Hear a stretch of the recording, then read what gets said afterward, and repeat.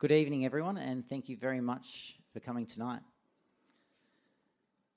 Everyone I see at my work has something in common. Every one of these people has successfully lost weight on a diet program and just as successfully stacked it back on.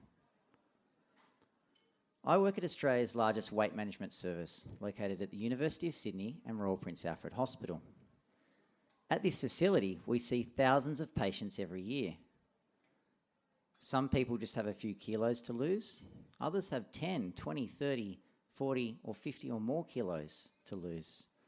Some also have metabolic disease, such as cardiovascular disease and type 2 diabetes. They come from all walks of life. But despite their varying backgrounds, they all have this one thing in common. They've successfully lost weight on diets or commercial weight loss programs, and they've stacked it back on, often on multiple occasions. In fact, they've tried 4 to 5 diets every year. And by the age of 45, they've been on more than 60 diets. They've spent 31 years of their life, or more than 3 decades, dieting. We all put on weight for varying reasons, and it's usually due to a significant change in lifestyle. For example, starting university, getting married, having a family, taking on more responsibilities at work. We end up eating more processed foods, getting less exercise, and we struggle to keep up with sleep. A resulting weight creep becomes evident, and this amounts to a weight gain of 0.5 to 1 kilo every year. Now, this doesn't seem like much, but it quickly equates to a significant weight gain over the space of 5 to 10 years. Before we know it, we've put on 5 to 10 kilos. We look in the mirror, panic, and proactively want to do something about it. In the ideal world, this conversation around weight would take place at primary care with your GP. They would then refer you to appropriate evidence-based programs, but it doesn't happen. In fact, it takes 7 years for this conversation around weight to be brought up by in your doctor's office. It's a sensitive topic and it's often avoided. Plus, most of the time, doctors don't have adequate training in weight management or know where to refer patients. Consequently, we end up doing something about it ourselves, and we turn to diets. We largely turn to those programs that are well marketed, often pushed out by big-name celebrities or social media sensations. We also turn to the programs that promise quick results. This weight loss industry is worth a staggering $100 billion annually across the globe, and it's saturated with misleading and wrong information, promising all sorts of magic cures, pills and potions. By the time we see the people at our clinics, they've been on every diet known to mankind. They've tried cabbage soup diets, lemon detox, low carb, sugar-free, meal replacements, keto, intermittent fasting, and even credible programs like CSIRO and Weight Watchers. They typically lost 5 to 9% of their body weight with these varying approaches over 3 to 6 months, but then their weight plateaus and weight regain becomes evident. And visually, this looks like a U or a V-shaped response. Weight loss followed by weight regain. The key to understanding why this happens lies in a scientific term known as our set point. Every one of us in this room has a different set point, a weight your body remembers being at in your adult years for a prolonged period. For Cheryl, it might be 75 kilos. For John, it might be 90 kilos. And for Emma, it could be 65 kilos. It's unique to us, and it's programmed in the early years of life. It's a weight our body is very good at defending. Unfortunately, our body is far better at defending against weight loss than what it is at defending against weight gain. And there's a great body of research to show that dieting can actually accelerate your weight problem. One of the best studies comes from a large data set consisting of more than 4,000 twins. The researchers followed the twins up in 5-year intervals for 25 years and found that the twin who frequently dieted or lost weight or intentionally lost weight with diets was always heavier than the twin that never dieted. Which brings me back to the reasons why we fail on our weight loss or diet attempts. The first one is that many of these programs are unrealistic, they're unhealthy, they're unsustainable. They often tell you to cut out a whole food group or specific foods. The second one is that our body defends its set point. And the end result is that long-term damage, both at a physiological level and a psychological level, from the yo-yo dieting cycle that we get stuck in and the weight regain that comes with every diet. Our body is extremely good at regulating our body weight. If you think about it, there can be considerable variation in your food intake from day to day. You might eat largely salad one day and then binge on fast food the next. But yet our weight remains remarkably stable over time. It is possible to change our weight through caloric restriction or overfeeding, but when free feeding is resumed, our fat or adipose levels return accurately to baseline, which brings it back to this concept termed our set point. Remember that everybody's set point is different, and it's the weight you remember being at for a sustained period in your adult years. We attribute this clever regulation of our body weight, also known as homeostatic regulation, to a very clever part of the brain called the hypothalamus. And recall that our body is much better at protecting against weight loss than what it is against weight gain. This is due to evolution over time. It was clearly beneficial for survival during periods when food was scarce. Our body learnt to shut down during times of deprivation in order to hold on to its fat stores and body weight, which was essential to procreate and survive. Fast forward to today. Our genes haven't changed, but our environment has, particularly in the Western world in which fast food or high-calorie food is widely available, and we rely on motor vehicles to get us everywhere from A to B. The result is an evolutionary mismatch, which makes it very difficult to change our body weight long term. Visualize this homeostatic regulation of our body weight being a clever wiring system between organs in your body, such as your stomach, your gastrointestinal tract, and your pancreas, producing hormones which act on the brain, telling us when and when we shouldn't eat. Some of these hormones are produced peripherally, for example in the stomach, and others are produced centrally in the brain itself. Some of these gut hormones are produced to tell you to start food consumption, such as the hunger hormone ghrelin. Now, this is the one that produces the hunger pangs in your stomach when you haven't eaten for large periods of time.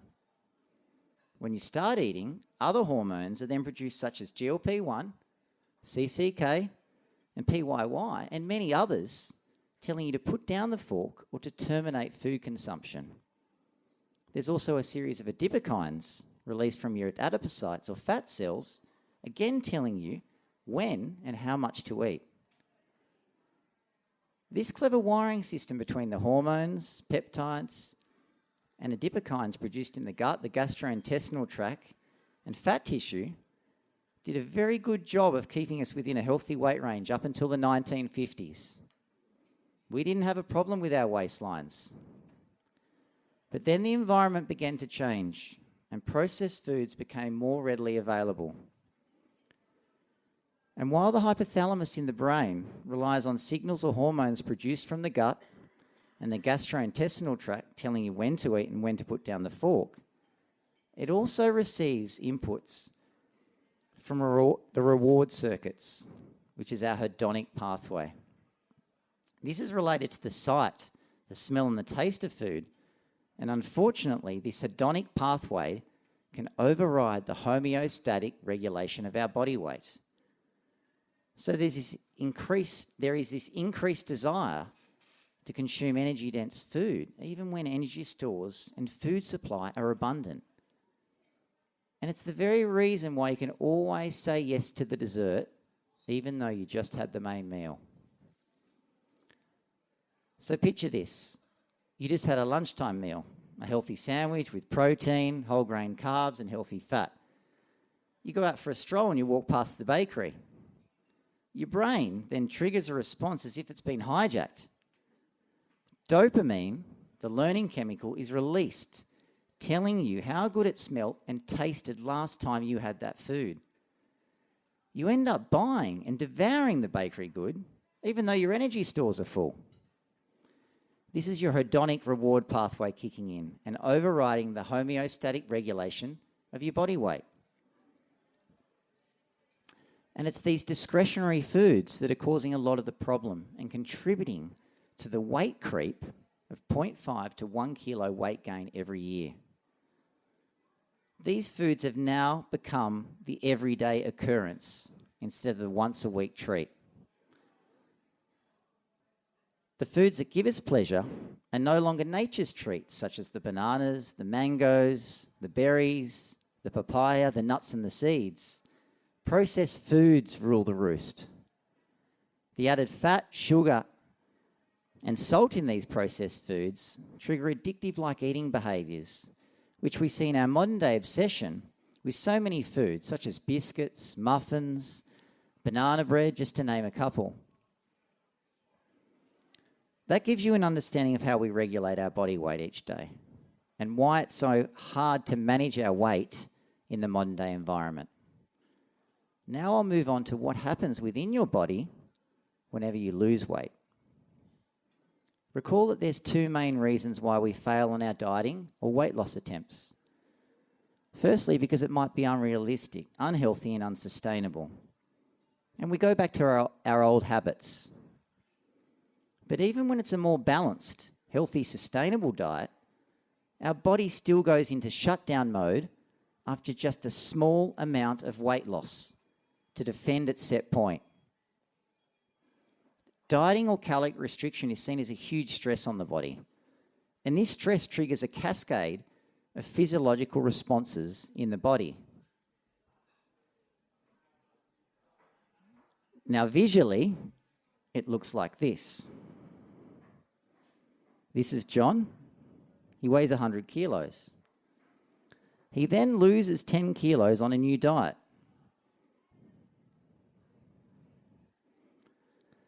Now, as you can see, his body is now under extreme tension. There is a lot of stress in his body, and it's doing all it can to get back to where it once were.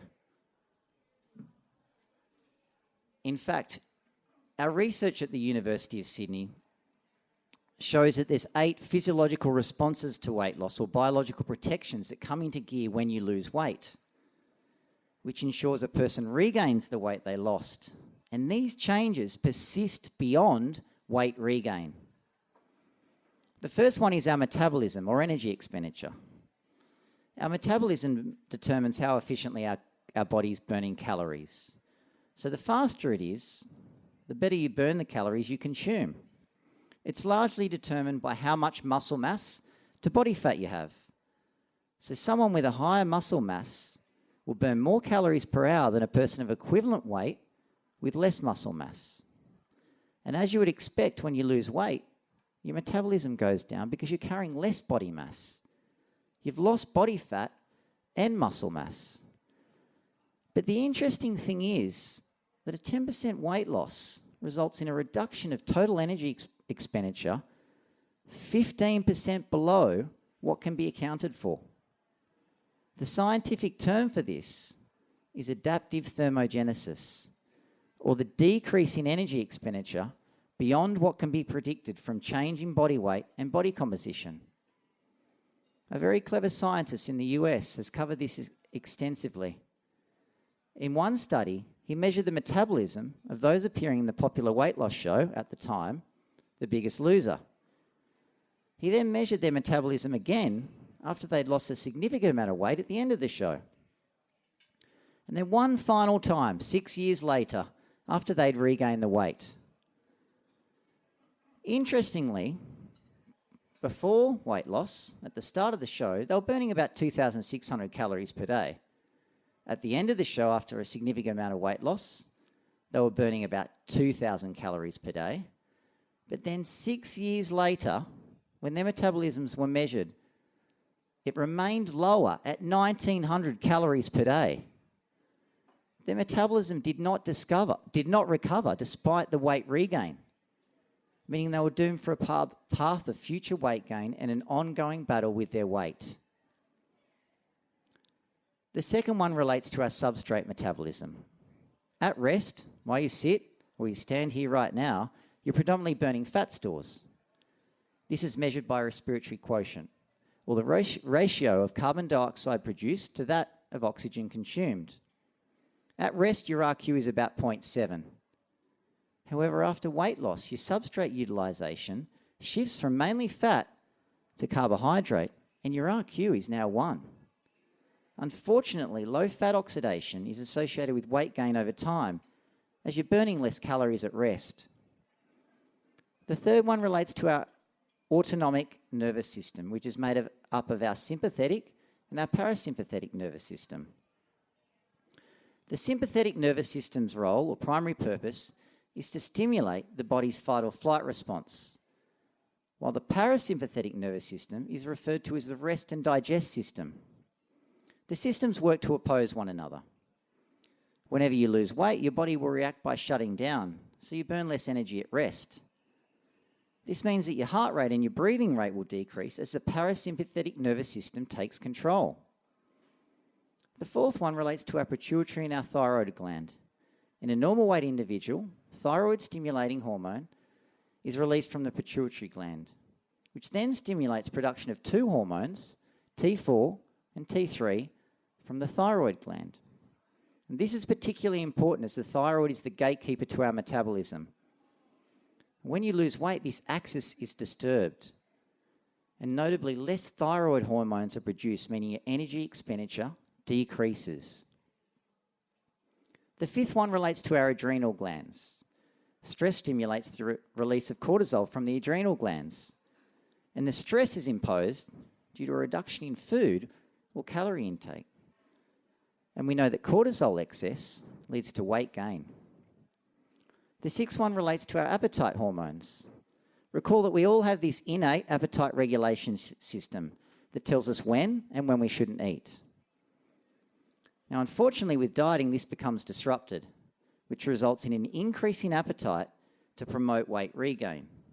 For example, ghrelin, the hunger hormone produced by the fundus in the stomach, surges, telling you to go and reach for more food.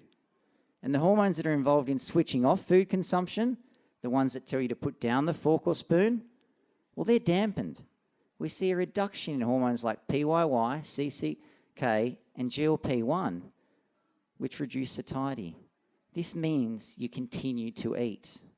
And just like the changes we see with metabolism, whereby it doesn't restore to baseline even after people regain the weight, the same thing happens with your appetite hormones. For example, ghrelin levels, the hunger hormone telling you to go and eat, remains elevated above baseline levels even after you've regained the weight.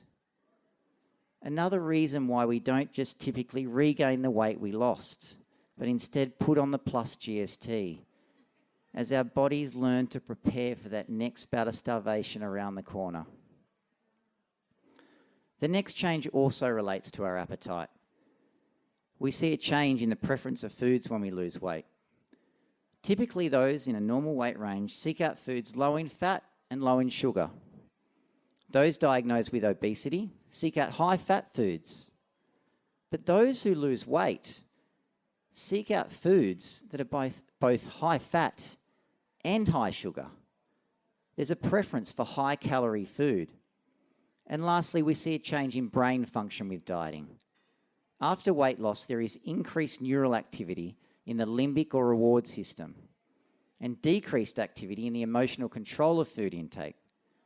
And this is typically why you can abstain from your favourite foods for a short period of time on diets. Between 4 to 12 weeks on these cute, neatly packaged programs, but then the cravings come back with a vengeance. You end up eating the whole packet of Tim Tams instead of just one. There's a state of increased responsiveness to reward with decreased control of food intake. It's all pretty doom and gloom, isn't it? But what if I was to say that the reason we continue to fail on our long-term weight loss journey is because of the solutions we've used to date? This is an evolutionary problem that requires an evolutionary solution. There's no questioning that some people do lose weight and keep it off for a period of time. But most of these people had a large amount of weight to lose in the first place. And there's some good data for this from the National Weight Control Registry. This registry includes 10,000 people who have lost more than 30 kilos and maintained more than 10 kilograms for 5 years. From this group of people, we can look at key success factors. They eat breakfast every day. They weigh themselves once a week, but no more. They include regular, moderate intensity activity every day, 1 hour of it, huffing and puffing. And they limit TV viewing to less than 10 hours per week. But they've still regained some of the weight they lost, and perhaps they're on this slow but steady course to complete weight regain. Which brings me back to the problem at hand. What then is the answer? At the University of Sydney, we don't just research what happens within a person's body when they lose weight, but we also research solutions that work for long-term weight loss. Solutions that turn off the body's usual response to dieting, so we can prevent the 8 well-researched physiological responses that come into play and ruin our chance of long-term weight loss. Our research shows that this isn't achieved with continuous caloric restriction. Traditional diets haven't worked for the better part of 5 decades and never will. The answer lies in getting a person to lose weight in small intervals or increments every second month to allow the body to reset its weight or set point along the way. Specifically, 2 kilograms of weight loss every second month with weight maintenance breaks imposed between. Visually, this looks like a step-down approach, and it's now a public-facing program called interval weight loss, or IWL. In a clinical setting using gold standard randomized controlled trials, it allows people to lose a significant amount of weight and keep it off. You do not get that U or V-shaped response that you get with diets and commercial weight loss programs. That brings me back to the dieting industry in general. Recall that this is an annual $100 billion global industry. Believe it or not, there are 268 diet or weight loss programs in Australia alone, worth a staggering $509 million in revenue every year. Yet the majority of these have no evidence to back up their program. Of the few that do, they're not achieving long-term results because of the very reasons I've articulated tonight. The body goes into starvation mode with continuous caloric restriction. And eventually, your body fights back to its start point or set point. Even fewer programs have real-world data looking at its efficacy. In fact, only 3 of the 268 programs do, and they include Weight Watchers, CSIRO, and the IWL, or Interval Weight Loss Program.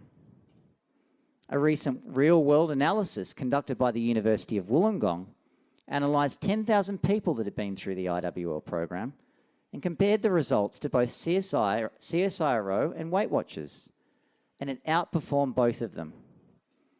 More people achieve 5% and 10% weight loss and keep it off on the IWL program than those following the CSIRO Total Wellbeing Diet and Weight Watchers. And again, it's because it addresses the evolutionary problem we're up against. But the IWL program doesn't just prescribe a specific weight loss methodology to prevent the body's usual response to weight loss. It also addresses the other important consideration, and that is habit change. Long-term weight loss requires making changes to our lifestyle. The IWL program consists of 6 principles, 6 key habits to address the key pillars of lifestyle medicine, being diet, exercise, and sleep health.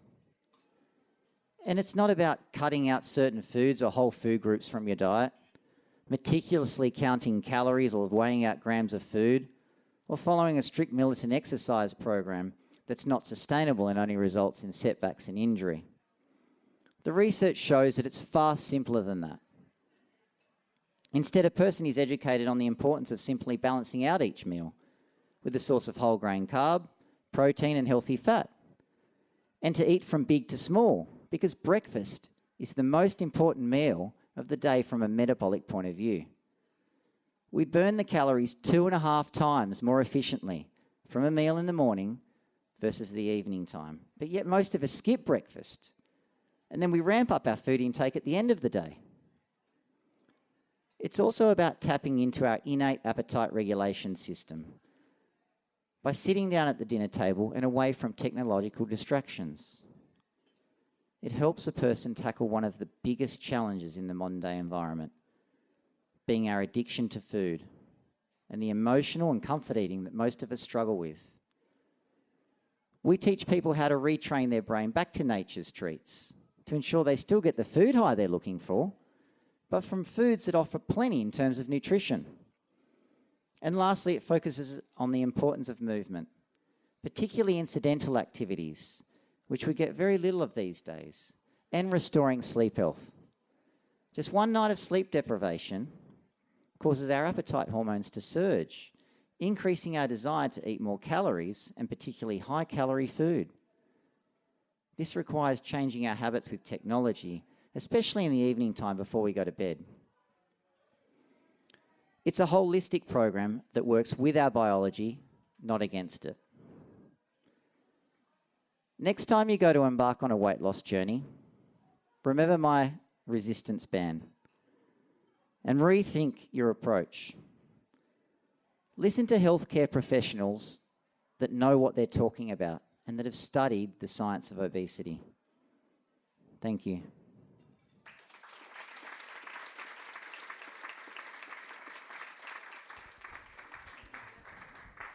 Now we have some fun things to give out, which are books. And I'm going to ask some quick questions to see how well you're listening. Whoever puts their hand up first and answers correctly gets a free book. All right. True or false? We are failing on our weight loss attempts due to a lack of willpower. Oh, up the back. Yep. False. Yay.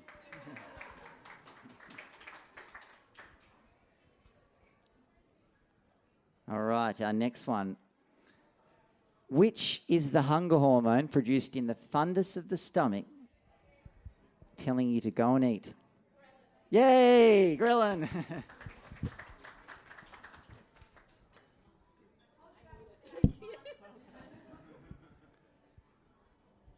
How many programs have real-world efficacy? Oh, there was a lot of hands that went up then. Somebody help me. I'll go here, I think, straight here. 3, yeah, you are listening.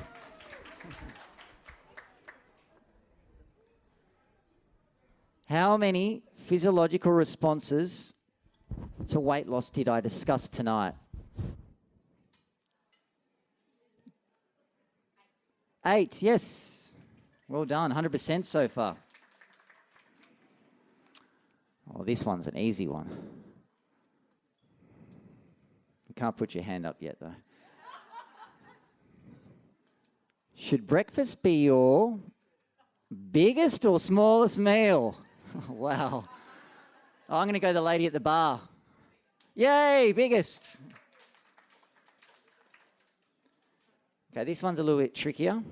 So maybe if there's choice of book, we can allow... No choice of book, sorry. Can someone describe the weight loss methodology for IWL? Yes, and what is that roughly in weight loss?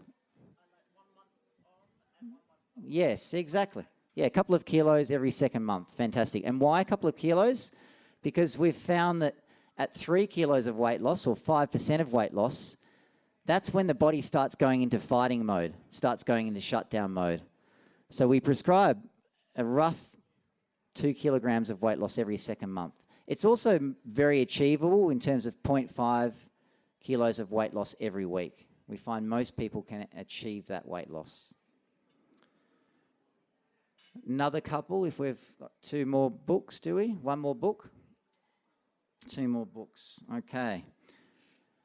Does your metabolism restore to baseline after you regain the weight? Oh, I think I'll go that gentleman at the bar. No, it does not. Well done. He's got the number as well.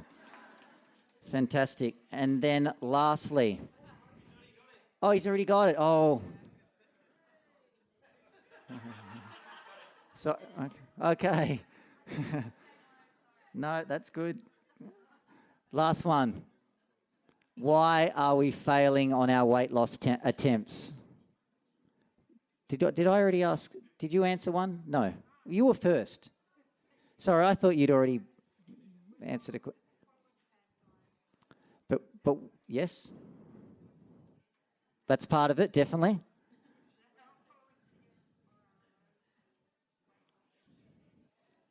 But what's happening within the person's body?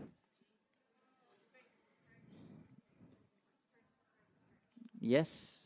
Might have to share the book here. Yep. Do you want to elaborate?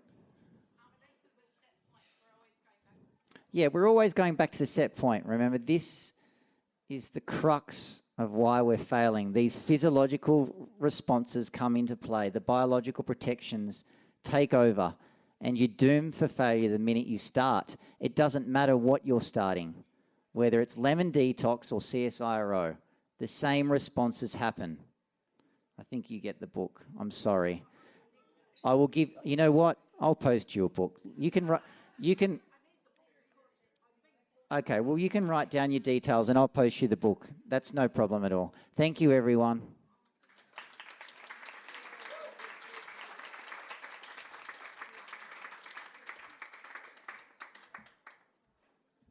Thanks so much, Nick, for reminding me how important breakfast is. And I'm sure everyone here at some point of their life was also guilty of that as well. We'll now open up the floor for around, I think we might have time for 3 questions, if anyone has any.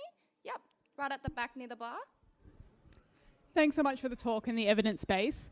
Where do you see the GLP-1 agonists fitting into this, particularly around the set point discussions? I was convinced this would be a question. Now, this is obviously a large part of the work we do at our clinics as well. We investigate everything from lifestyle intervention through to bariatric surgery. But remember, first-line therapy is always lifestyle intervention. And I don't care what someone says to me. I've tried every diet known to mankind. They haven't been following evidence-based programs. So even if they're going to be prescribed a GLP-1 by their GP and hopefully not buying it online because, again, you don't know what you're getting, or a dual or a triple, because there's a lot of different drugs coming out, you still have to have wraparound care. You have to be following a evidence-based lifestyle program. Because the data shows that as soon as you come off that drug, where does your weight go? Back to where it started. RCTs have proven that now with GLP-1s. So I guess the question becomes, do you stay on that lifelong? And there's also a lot of data now to show that many people are coming off the drug within the first year because of a variety of reasons, costs, side effects, etc.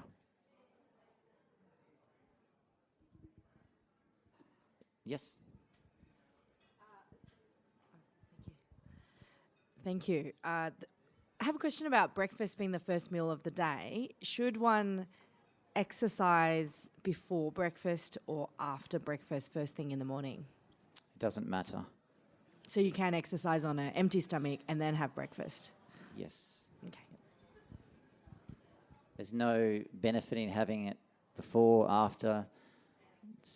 The science has proven that you're not going to burn more calories if you go and exercise fasted. Across the course of the day, you're still going to burn the same amount of calories. Same with when should you exercise.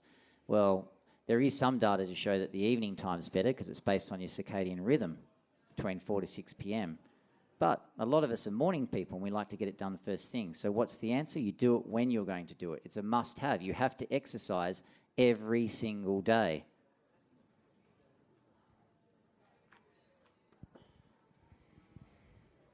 Lots of... Hi there, my next. Question. So if your weight loss reduces because of a drug and it's been lower for a whole year, why doesn't your set point change? Sorry, is this relating to taking a pharmaceutical? Yep. So the data with RCTs unfortunately shows that when people come off pharmaceutical, in terms of this is the new class of medications we're referring to, people do regain the weight. It's only working while they're taking the GLP-1 agonists. Once you remove that, your appetite is no longer suppressed. So those physiological responses come back into play. And this is why it's so important, if you are going to take a pharmaceutical drug, you have to make lifestyle change. Habits is so important. Remember, this is another key part. We're not just prescribing a specific weight loss methodology, we're also prescribing the wraparound care in ensuring people make habits that last a lifetime. Thanks. Thank you for your talk. It was excellent. I've heard some experts theorise that the weight set point is to do with overeating omega-6 rife in the diets and nuts as compared to the omega-6 amount. What's your thoughts on that? And it's obviously a hypothesis. Yeah, I'm sort of Jenkinson in the UK. Yeah. So the problem with the omegas in the Western diet is it's out of balance. We're getting too many omega-6s from refined oils like vegetable oils. So what we've got to do is restore the balance. We've got to get more fish in the diet. And when we go to cook with oil or use oil within our salads or whatever it is, we need to be using ones with a better ratio of omega-3 to omega-6, being olive oil, for example. So we've got to cut out the other oils and use predominantly olive oil and get more fish in our diet. That then restores that balance, because otherwise at the moment we've got a ratio of basically 20 to 1, which is causing inflammation in the body, and there's all sorts of detrimental outcomes from that.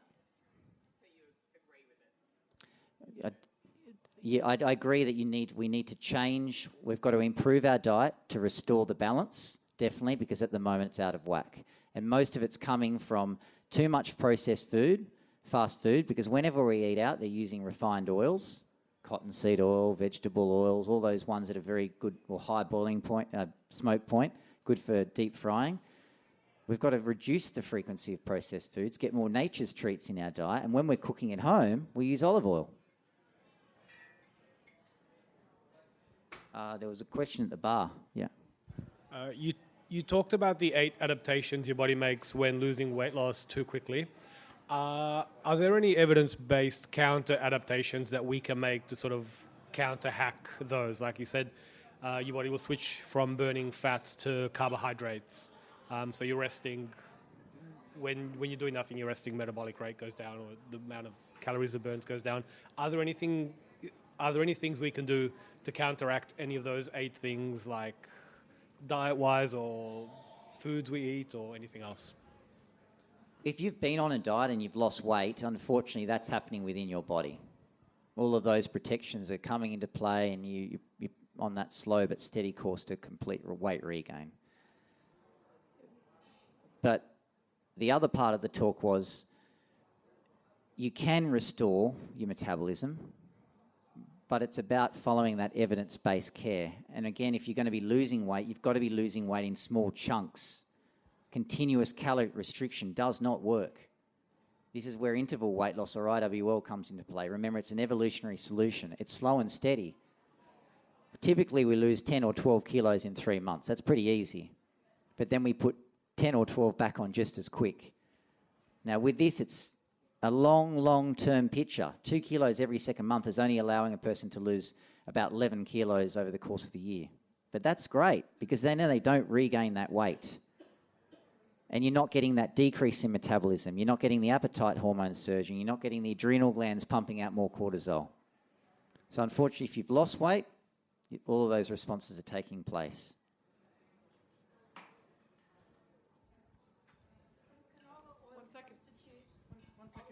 Yes, because it's a cheaper alternative, and it's also very good in terms of the omega-3s to omega-6s. Very good question. And olive oil is very expensive at the moment. Many of our patients cannot afford it. I can't believe how expensive it is right now. But you can get cold-pressed extra virgin canola oil. It's a large part of the Nordic diet. It's great. It's perfectly fine and healthy to have in your diet, and it's a cheaper, healthier alternative to olive oil. Another way of addressing this imbalance we were talking about before with the omegas. So I've got time for one more question, if anyone's got one. There's too many questions. We can't answer. Oh, I got the mic, sorry. Question about, you talked about fad diets. I want to know about intermittent fasting and what you think about that. So I did mention intermittent fasting. It's another fad. It's a fancy way of cutting calories from our diet. And it works short term, definitely. All of these diet approaches do. But when we follow them up in gold standard randomized controlled trials, people have put the weight back on, sadly. And it doesn't matter if it's 5-2, 16-8, or now it's 24-hour fast. There's a new derivative of intermittent fasting. If anything, we've got to change the meal orientation throughout the day. Remember, we've got to start working with our metabolism and our circadian rhythm. We've got to start eating from big to small and tapering off the food intake at the end of the day. And then there's ample time for an overnight fast anyway. Thank you, everyone.